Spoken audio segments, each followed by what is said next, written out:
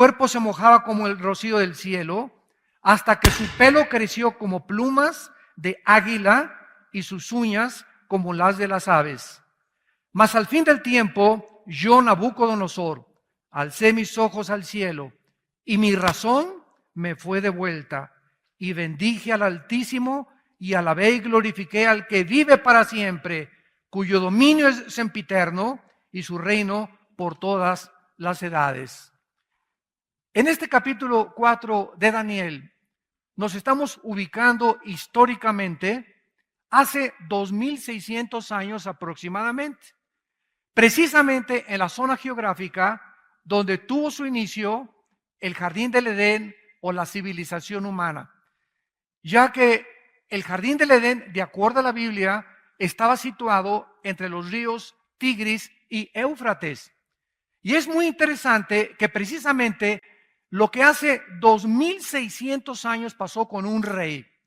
Nos trasladamos al siglo XXI en el cual nos encontramos y nos damos cuenta que los lugares geográficos donde la Biblia dice que se inició la civilización y donde la Biblia afirma que la civilización va a terminar, es precisamente, damas y caballeros, donde actualmente los medios de comunicación y todos los encabezados actualmente de los periódicos en este mes de agosto del año 2014 en que nos encontramos, Irak y Siria están amenazando al mundo e involucrando a las naciones del mundo para que ya entren a un conflicto que se puede convertir en una tercera guerra mundial.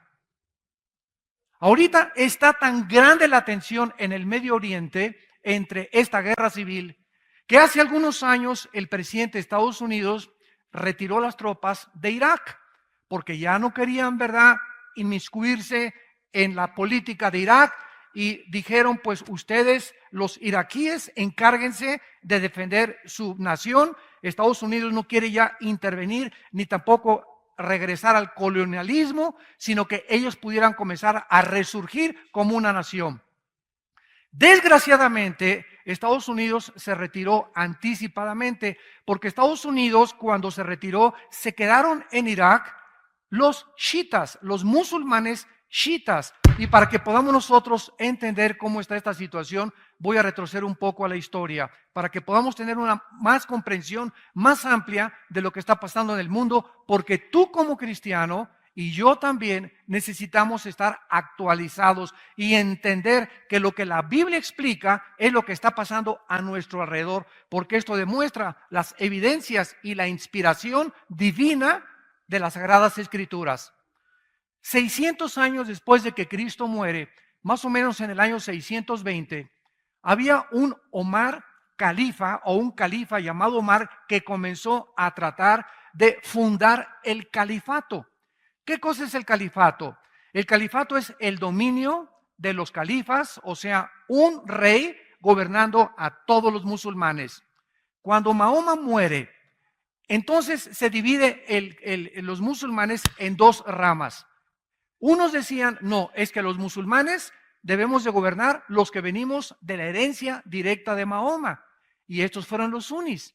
Y otros dijeron, no, es que el derecho de gobernar es democráticamente. No tiene que ser a través del linaje de Mahoma, es por votación. Y ahí nacieron los chiitas.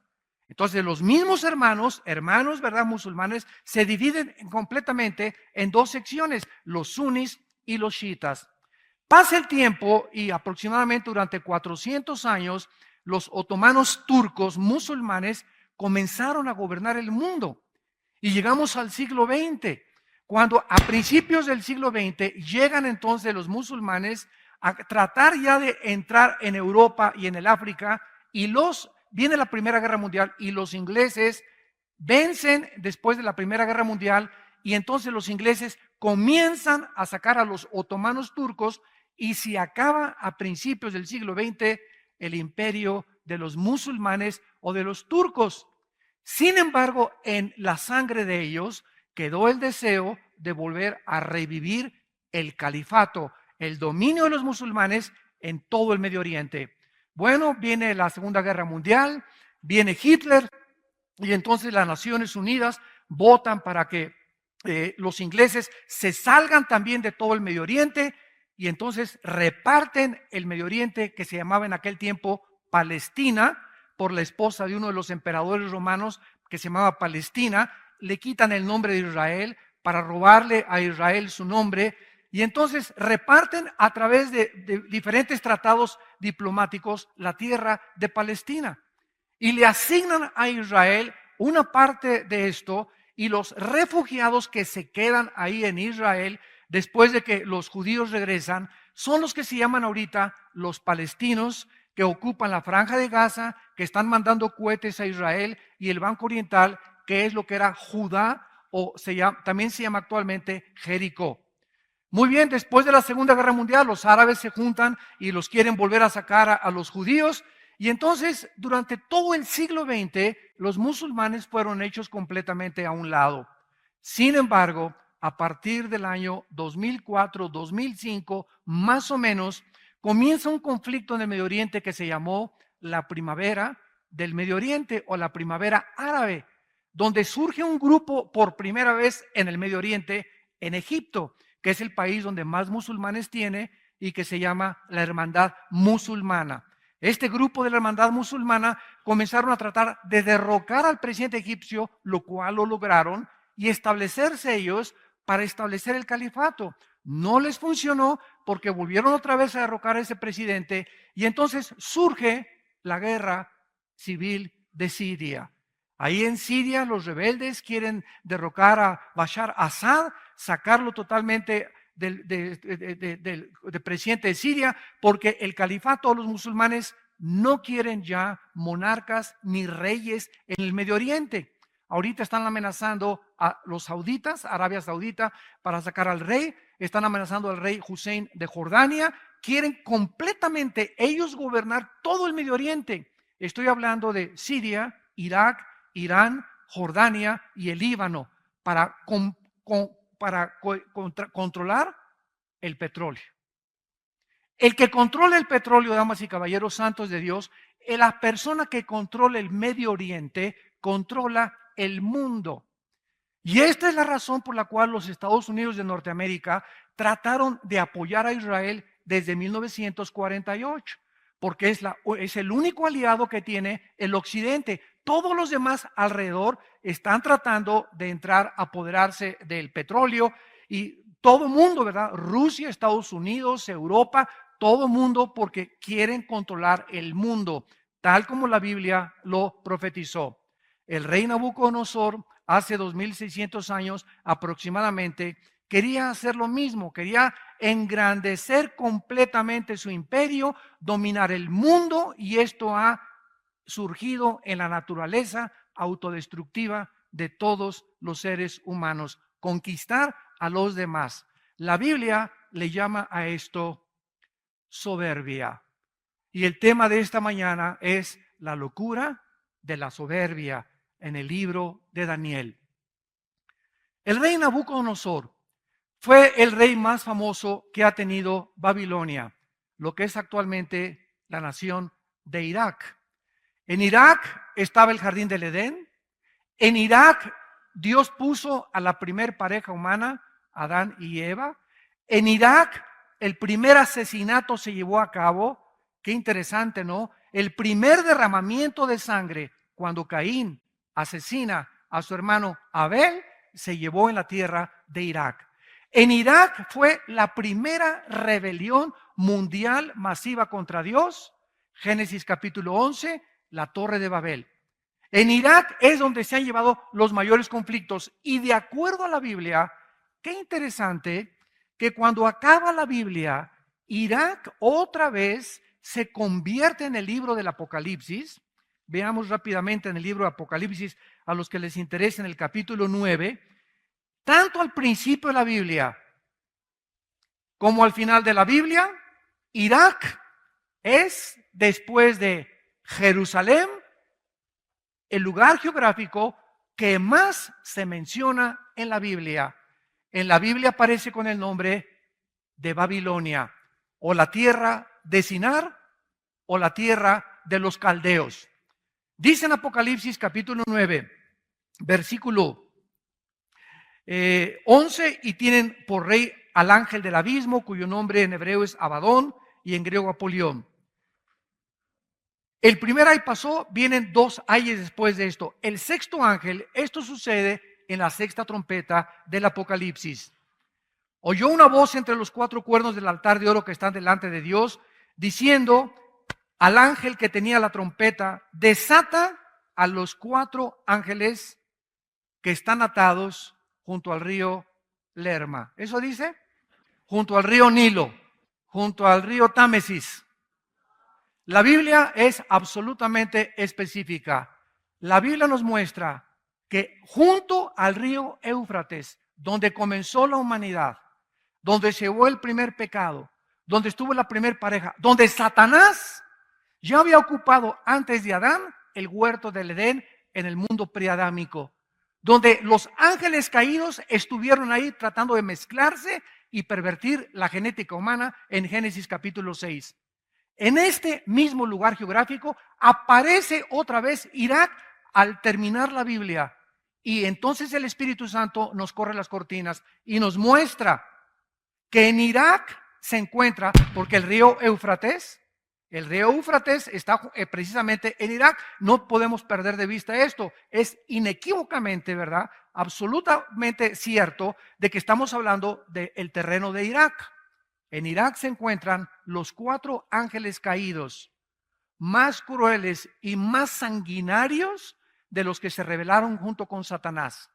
Están estos ángeles tan atados ahí en Irak que cuando se desaten van a matar a la tercera parte de la humanidad. Dice a continuación el versículo que acabamos de leer, el versículo 15, y fueron desatados los cuatro ángeles, Apocalipsis 9:15, que estaban preparados para la hora, día, mes y año, a fin de matar a la tercera parte de los hombres.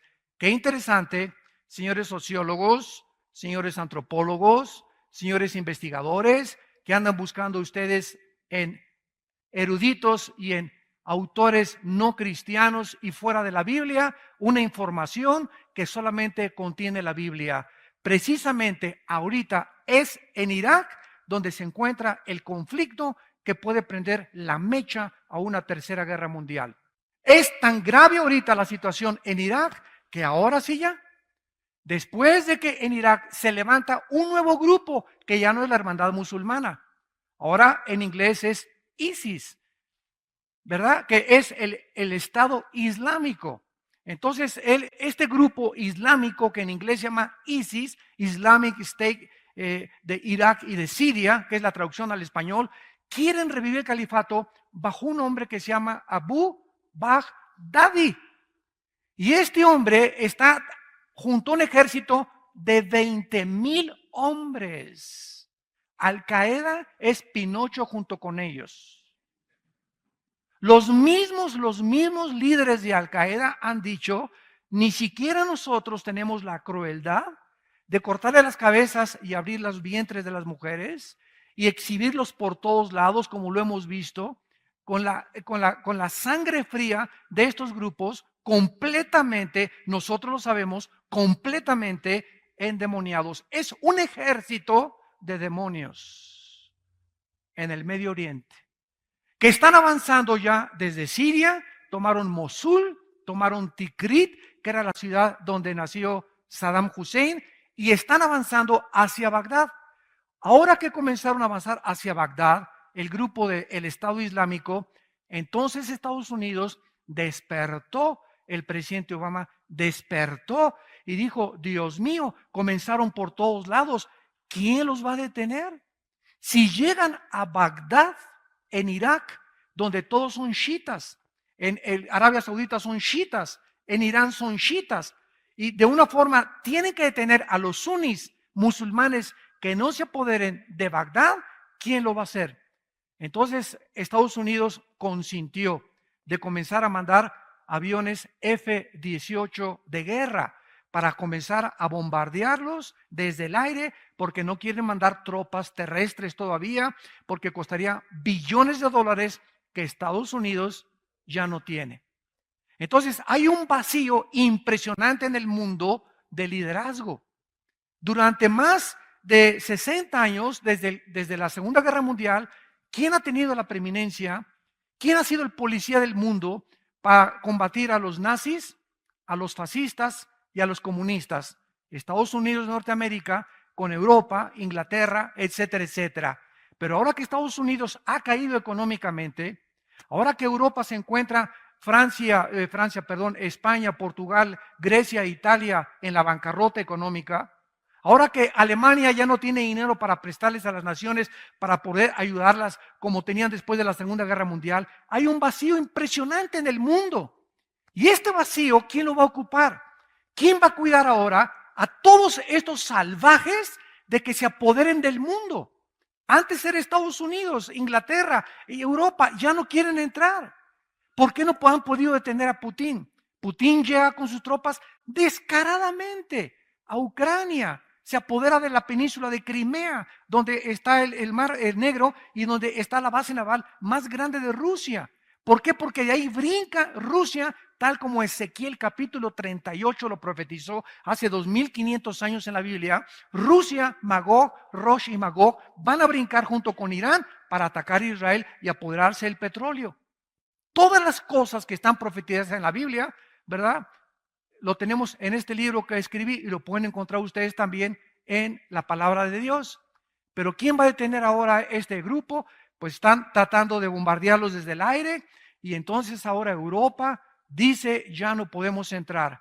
Y ahora Putin, sabiendo claramente el presidente de Rusia de que hay un vacío de liderazgo, que Obama no va a ejercer el liderazgo militar, ya comienza a avanzar. Esta semana pasada mandó más de 50 camiones con la bandera de ayuda para alimentar a los pobres, cargados completamente de armas, para poder conquistar completamente después de Ucrania, Lituania, Estonia y las naciones que están frontera con Rusia y comenzar a resurgir. Él quiere resurgir a la antigua Unión de Repúblicas Soviéticas. Los musulmanes quieren volver a resurgir el nuevo califato. Y por todos lados alguien tiene que levantarse. Ahora que Estados Unidos está completamente hecho a un lado, alguien tiene que levantarse y tomar el liderazgo. La pregunta es, ¿quién lo va a tomar?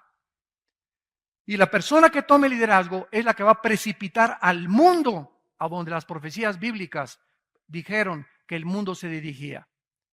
Toda esta información es maravillosa a la luz de la Biblia y el ejemplo que tenemos en el rey Nabucodonosor, presidente rey de Irak, del imperio babilónico, el más grande que ha existido después del imperio romano, era precisamente que este rey comenzó a ensoberbecerse y a creer que él podía gobernar el mundo hasta que 3 veces, regresamos al libro de Daniel, 3 veces se le da este mensaje al rey de Irak.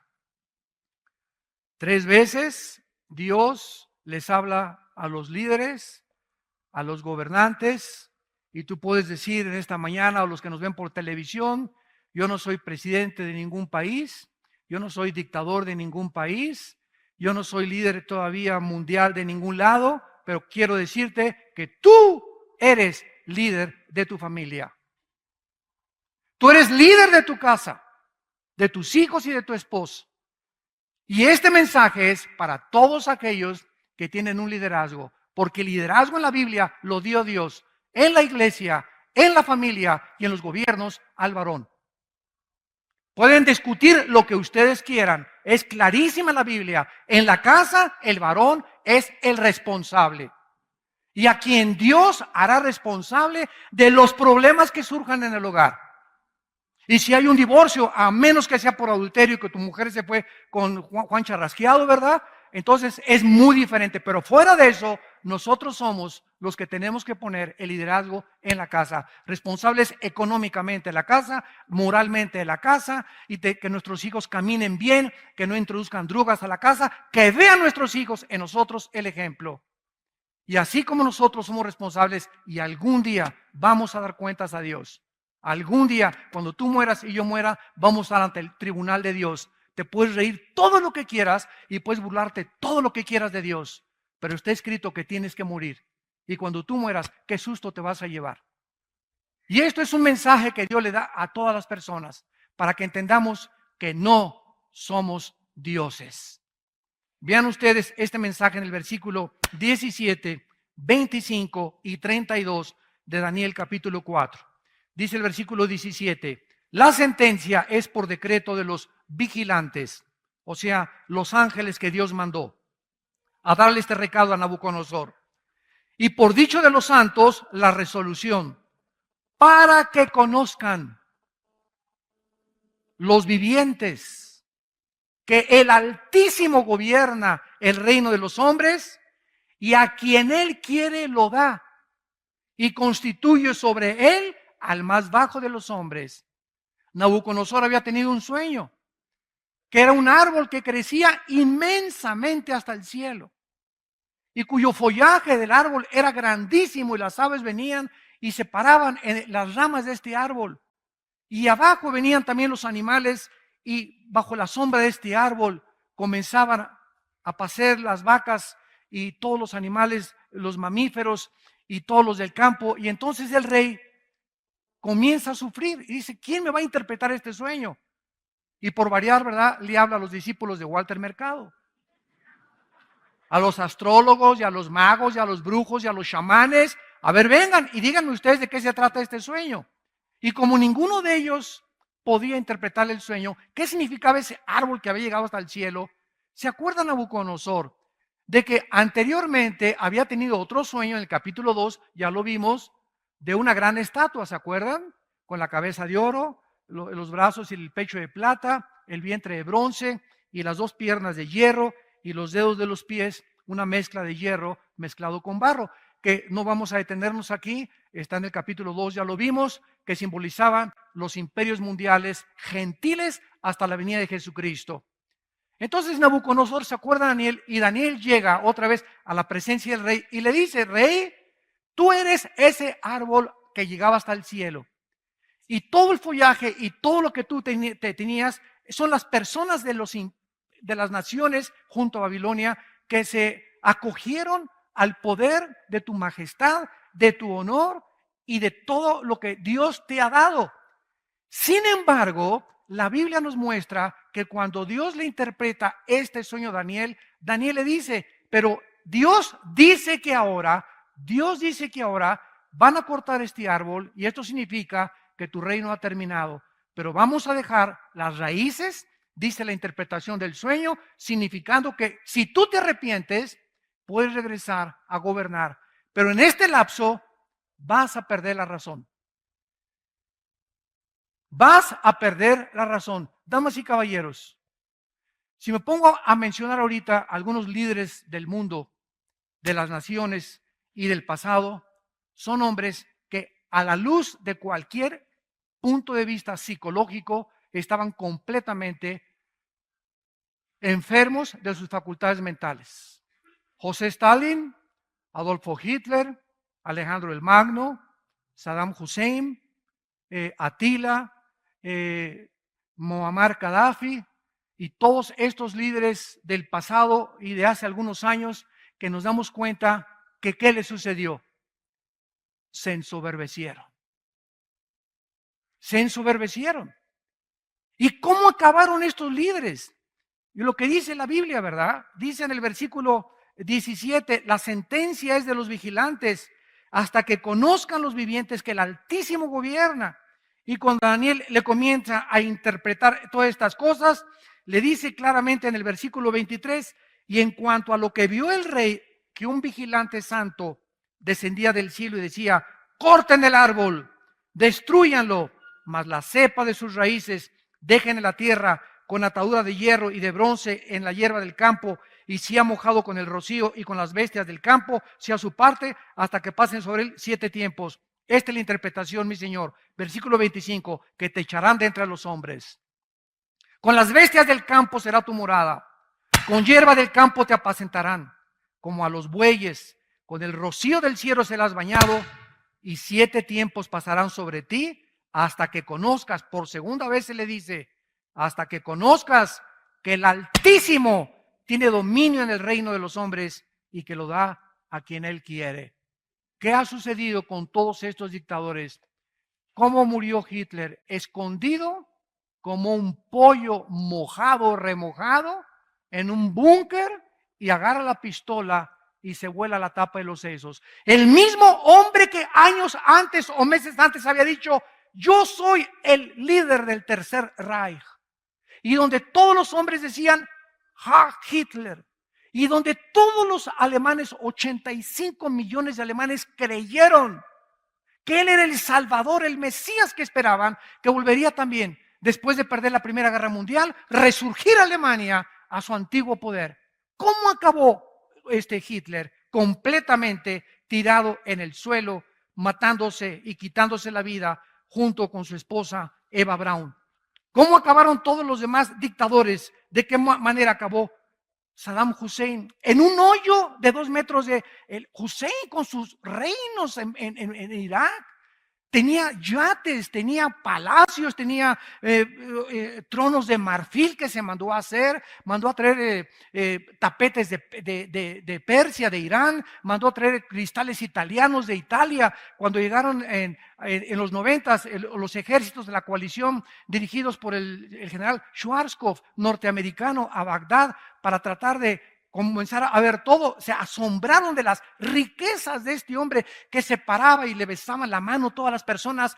¿Cómo acaba Hussein en un hoyo de 3 metros con lleno de piojos en la barba y completamente desquiciado? Así acabó. ¿Cómo acabó Muammar Gaddafi, el líder de Libia? ¿Cómo acabó ese hombre que se paseaba así con un despotismo y una soberbia? Mandó matar mujeres, mandó matar niños, multimillonario, derribó un avión que salió de Londres hacia otro destino con 360 pasajeros y nadie le pudo hacer nada porque comenzó a vender el petróleo que tiene Libia. ¿Cómo acabó?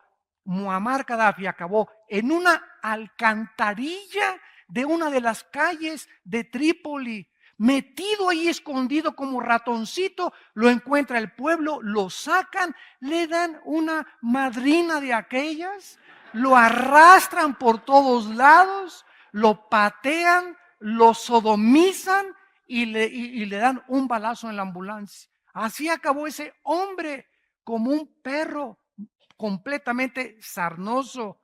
¿Cómo murió Benito Mussolini en Italia? El contrapache, ¿verdad? Y el amigo y socio de Adolfo Hitler, Benito Mussolini, otro dictador déspota, soberbio, lo agarran en la plaza de Florencia y lo cuelga el mismo pueblo,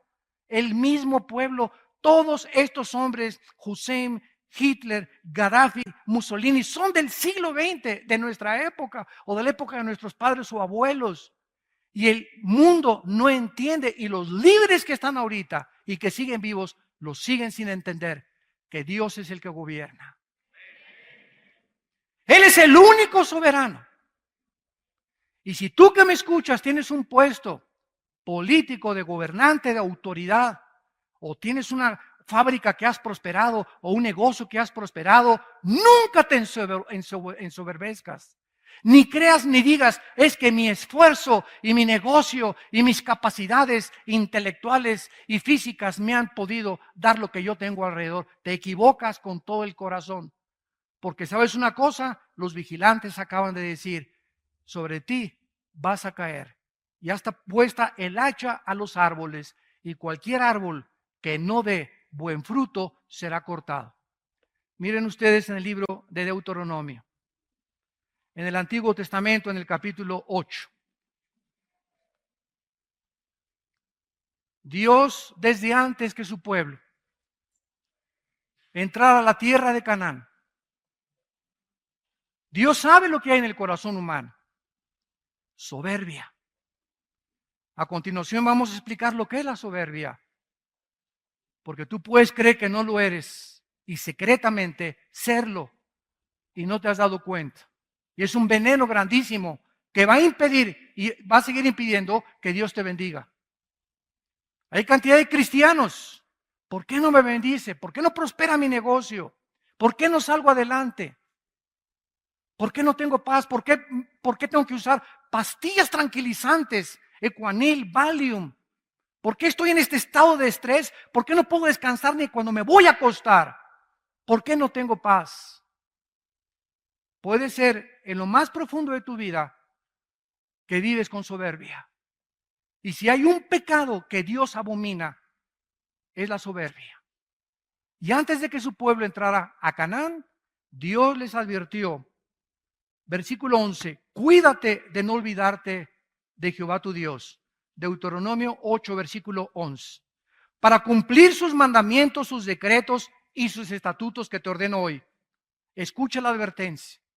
No suceda que comas y te sacies y edifiques buenas casas en que habites y tus vacas y tus ovejas se aumenten y la plata y el oro se te multipliquen y todo lo que tuvieres se aumente. ¿Y cuál es el problema cuando comenzamos a prosperar y en nuestro corazón hay soberbia?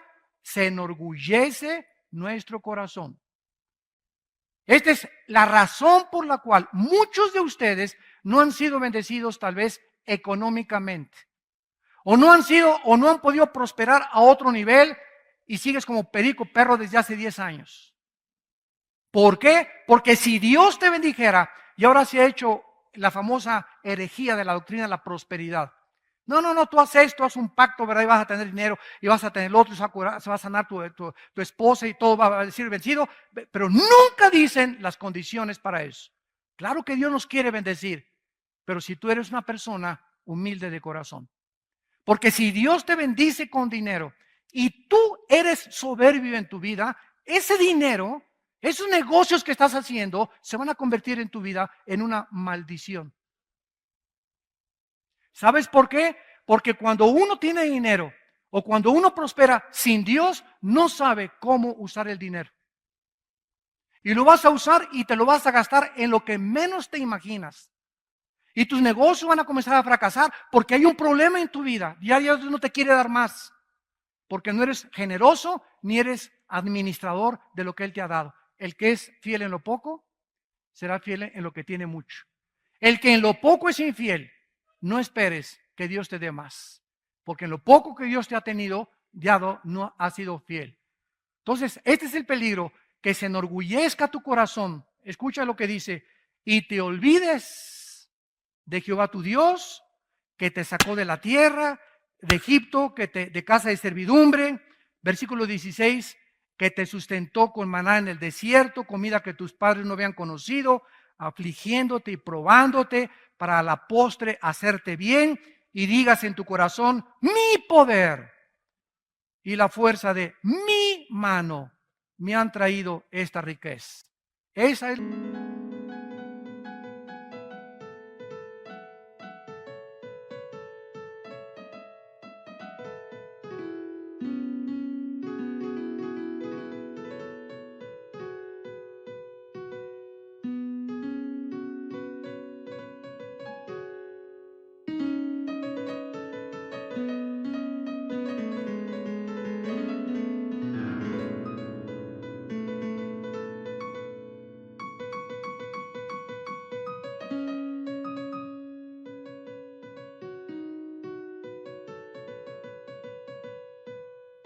la soberbia, tratar de buscar tu identidad aparte de Dios. Tratar de ser algo o de alguien y sacar a Dios de la ecuación. Tratar de creer que podemos llegar a los 50, 60 años de edad y podemos hacer esto, artistas de cine o deportistas, políticos o en el área en la que tú te encuentres, y creer, tú puedes llegar a alcanzar eso, sí lo puedes llegar a alcanzar, pero ¿sabes una cosa? Ve los artistas que se están suicidando, ve las cantantes que se están quitando la vida. Oye, Whitney Houston, qué voz más preciosa esta negrita. Tenía todo joven, no más de 40 años. Millonaria, se quita la vida. La que vestía a la esposa del presidente Obama, que era esposa o amante, no sé, de los Rolling Stones, se suicida en su closet y se cuelga. Era la modista más famosa de Nueva York. Este muchacho que hizo una película de hacer reír a todos los niños, Robin Williams, se acaba de quitar la vida en una depresión profunda. Y dice, es que yo por afuera reía y lloraba por dentro. Y las gentes, dijo Robin Williams a uno de sus familiares una semana antes de morirse, la mayor parte de la gente en Hollywood son unos hipócritas. Ninguno manifiesta la cara que tienen verdaderamente. Porque todo es una apariencia, un maquillaje. Muy poca gente vamos a encontrar que te va a mirar y va a ser contigo tal como Él es. Las personas, la mayor parte de las personas en el mundo se acercan a muchas personas por el favor que les vas a hacer, por el negocio que les vas a hacer, porque tienes o porque no tienes, y en cuanto dejes de tener, ni quien se acuerde de ti, ni tu perro te va a ladrar. La apariencia. Y cuando venimos al cristianismo, se nos urge, se nos exhorta que seamos sinceros unos con otros. Que no nos miremos con hipocresía unos con otros. Ay, hermano, ¿cómo está? Aleluya, gloria a Dios al Eterno. Tiene cara de avispa. Me acabas de saludar y te das la vuelta y hablas mal en contra de esa persona. Eso es hipocresía. Y eso lo ve Dios porque Él conoce nuestros pensamientos. Salmo 139. Tú conoces mis pensamientos, Señor. Él sabe lo que pensamos. Y esta es la razón por la cual no hay bendición. Muchas veces en las vidas, de muchas vidas que nosotros tenemos y que conocemos en nuestra familia y alrededor también. Ahora vemos nosotros, en penúltimo lugar, de qué forma este rey perdió la razón. ¿Qué es lo que pasa con todas estas personas soberbias? Mira, la soberbia te hace perder la brújula. ¿Quién es una persona enferma mentalmente de acuerdo a la Asociación de Psiquiatría en California? Hay más de 100 características que mencionan que una persona no es normal. Pero el presidente de esta Asociación de Psiquiatría en California, ¿saben lo que dijo en una reunión? Es que hemos llegado a un punto, los psiquiatras y los psicólogos, que no sabemos si nosotros estamos más locos que los pacientes. Hemos llegado a un punto donde ¿quién va a tener el parámetro de qué es normal? ¿Qué es normal ya? Para los que se casan hombres con hombres y mujeres con mujeres, para ellos es normal. La sociedad lo acaba aceptando como algo normal. Dice la Biblia que no, que es una locura. Que es insanidad mental completa. Han perdido la brújula y le están llamando a lo malo bueno y a lo bueno malo. Hemos llegado a un punto en la sociedad en la que vemos la televisión y ya es normal ver adulterios en las telenovelas. Ya es normal que las niñas se acuesten antes de acostarse con sus novios.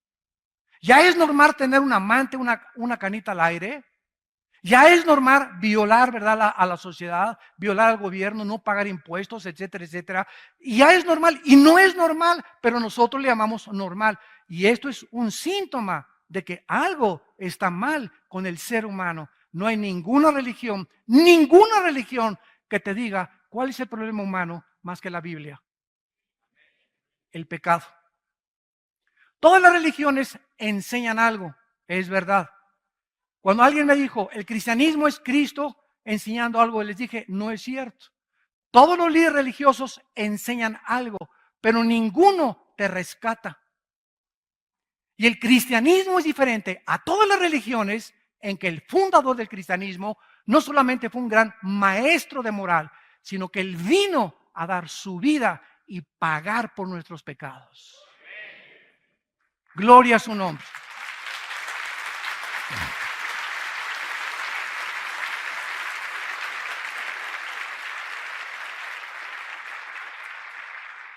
Es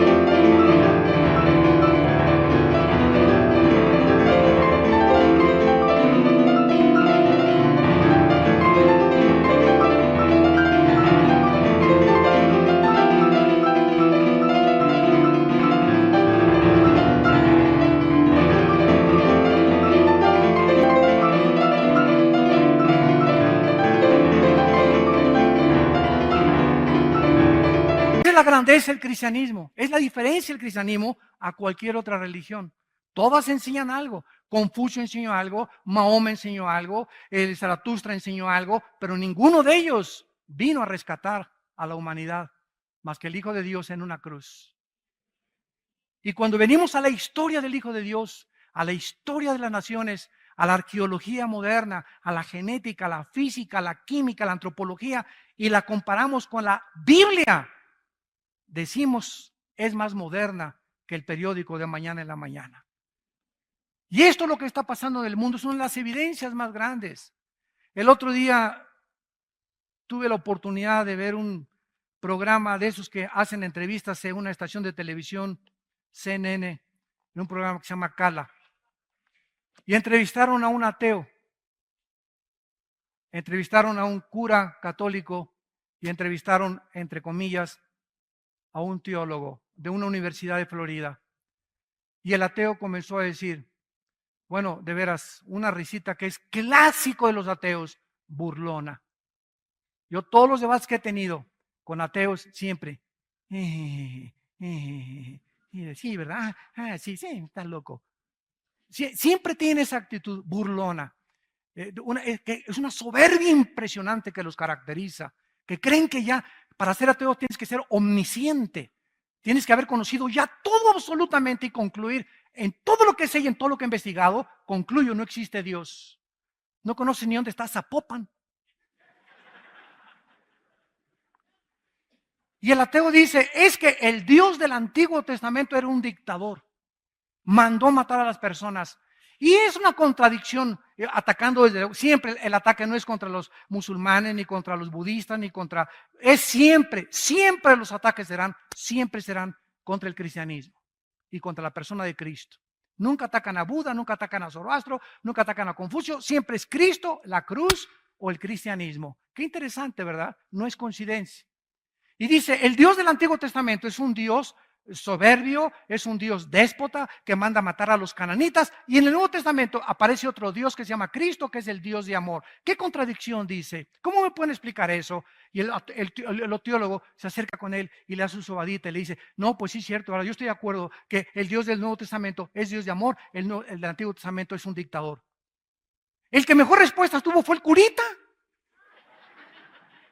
de Nueva York. Por lo menos dijo cosas coherentes, me sorprendió. Reflejaba bastante paz el hombre y contestó claramente, ¿verdad? Claro que Dios es amor, pero Dios es un Dios también en el que en su carácter tiene que castigar la maldad. Si la maldad no fuera castigada, ¿qué sucedería? ¿Qué pasaría si no hubieran detenido a Hitler, a los nazis? ¿Qué hubiera pasado si no detienen a Mussolini en el fascismo en Italia? ¿Qué hubiera pasado si no se detiene a la Unión de Repúblicas Socialistas y expande el comunismo en toda Europa? ¿Qué hubiera sucedido? Estaríamos completamente a merced, estaríamos encarcelados a merced de dictadores. Y se tiene que usar la fuerza, señores, y la violencia y el ejército y los balazos y los macanazos, desgraciadamente, contra la violencia del ser humano y el pecado del ser humano. No hay otra forma de detener la maldad. Imagínate que te pasaras el alto y el policía te dijera, peace and love. Como no me hacen nada, ¿verdad? No, pero, si me ven, ¿verdad? No me lo paso porque hay una fuerza restrictiva que está diciendo, hay una consecuencia si me paso un alto. Hay una consecuencia si violo las leyes de una sociedad. Hay una consecuencia si no llevo mis exámenes a la escuela, me reprueban y me ponen a expulsar. Hay consecuencias de nuestras acciones y las consecuencias muchas veces son graves. Y no le eche la culpa al juez que te condena a cadena perpetua, sino a la maldad que no has querido sacar de tu propio corazón, a la soberbia de vivir independiente de Dios. De creer que puedes encontrar tu identidad, no en los Rolling Stones, no en Madonna, no en el deportista, no en aquello. Por eso hay tanto idolatría en el mundo de deportistas, artistas. Cada presidente que entra es el Salvador, ese es el Mesías. Siempre la gente en los hombres, en los hombres, en los hombres. Y ningún hombre es perfecto para poder cambiar nuestro corazón. Cristo vino a cambiar nuestra vida interna, a librarnos de esa soberbia, para que entendiésemos que separados de Él, nada podemos hacer. Vean ustedes aquí en Proverbios capítulo 11, versículo 2 en el Antiguo Testamento, dice la Biblia, hablando de la soberbia, el rey Salomón. Proverbios capítulo 11, versículo 2. Cuando viene la soberbia, viene también la deshonra, mas con los humildes está la sabiduría. Toda persona que se levante contra Dios, llámese padre de familia, dictador, diputado, juez, presidente.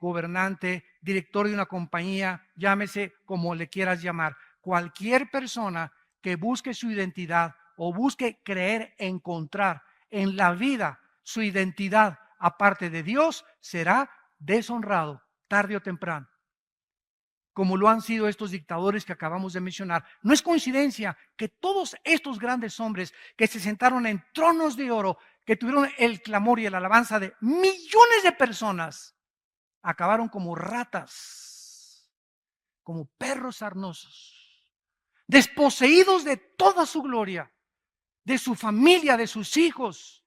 Su mismo pueblo los crucificó. La soberbia es hermana de la deshonra, mas con los humildes está la sabiduría. No hay ninguna persona en esta mañana que nos escuche, tampoco a través de los medios masivos de comunicación. No hay ninguna persona que pueda tener sabiduría para educar a su familia, para educar a tu esposa, para mantener tu matrimonio, para administrar sabiamente tu negocio, que no sea humilde. Porque es la humildad la característica imprescindible para poder administrar, gobernar una nación, gobernar mi casa, gobernar la escuela, mi negocio, todo mi dinero, mis cuentas del banco. Necesito sabiduría. Y esta sabiduría Dios la da solamente a los humildes, a los que han reconocido que el Altísimo gobierna, que cada mañana que me levanto, tengo que estar de rodillas ahí junto a mi cama diciéndole: Padre Santo, tú eres el único que este día me vas a sostener. Yo separado de ti no puedo hacer nada, no soy nadie absolutamente sin ti, Señor. Ayúdame con mi esposa, ayúdame con mis hijos, dame sabiduría para administrar este dinero, dame sabiduría para este negocio, dame sabiduría. Me levanto en la mañana, me lleno de la palabra de Dios, tengo comunión con Dios y comienzo a enfrentar la vida con esa sabiduría que solo el Espíritu Santo puede dar. Y esa sabiduría, escuchen, siempre va acompañada de paz interior.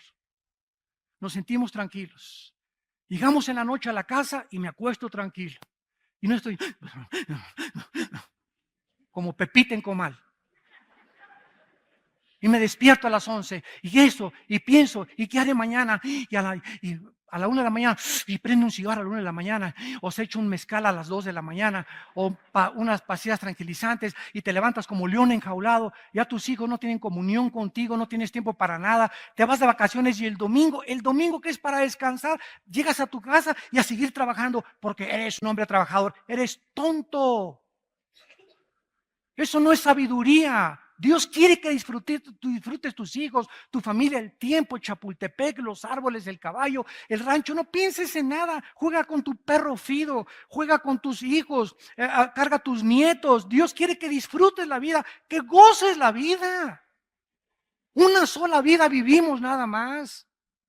¿Crees que vale la pena vivirla miserablemente como hasta este momento muchos la han vivido por la soberbia de su corazón?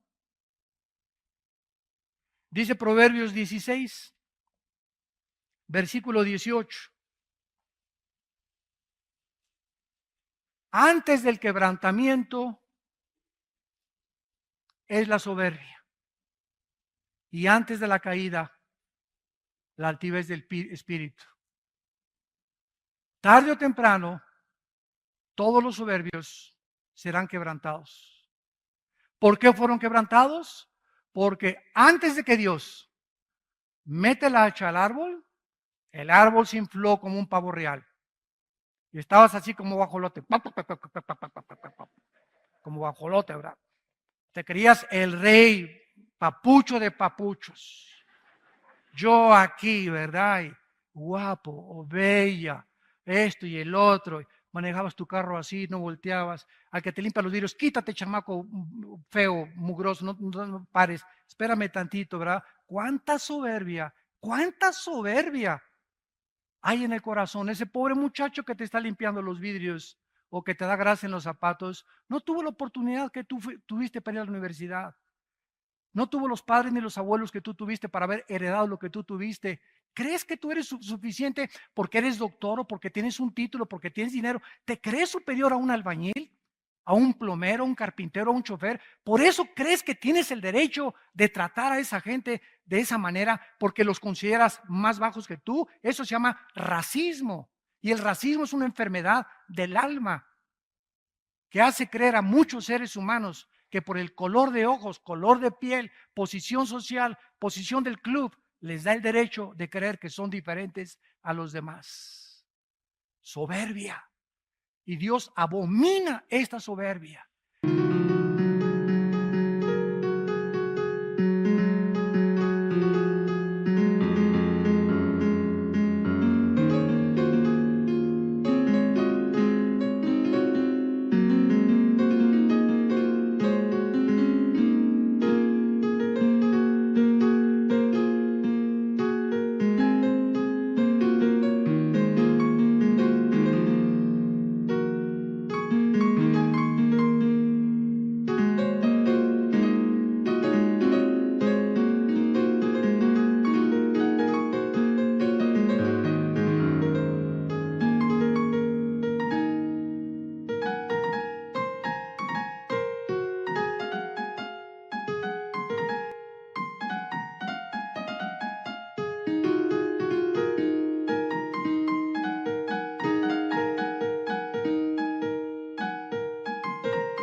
Llegas aquí a una iglesia como esta de Vía Nueva para el Mundo aquí en Toluca y te dice el del seguridad, no se estacione ahí. ¿Y tú quién eres?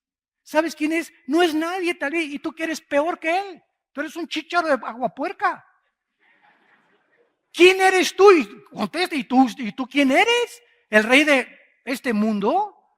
Eres una persona asignada por los pastores para ayudar a acomodar los carros. Pero tu soberbia, ¿usted quién es? Y yo no sé, ¿qué no vio las placas que traigo? Uno sabe quién soy yo, que vengo de traje y todo. Quítese. Así nos han reportado muchas veces que muchas personas llegan así, que les dicen a los edecanes también, quítese. O te dicen, no se sienten ahí, yo me siento donde me da la gana. Soberbia. ¿Por qué? Porque tu corazón te dice, yo no tengo por qué humillarme contra esa persona. ¿Quién es? A menos que tenga un tipo de militar o alguna cosa. No, es un trabajador de la iglesia.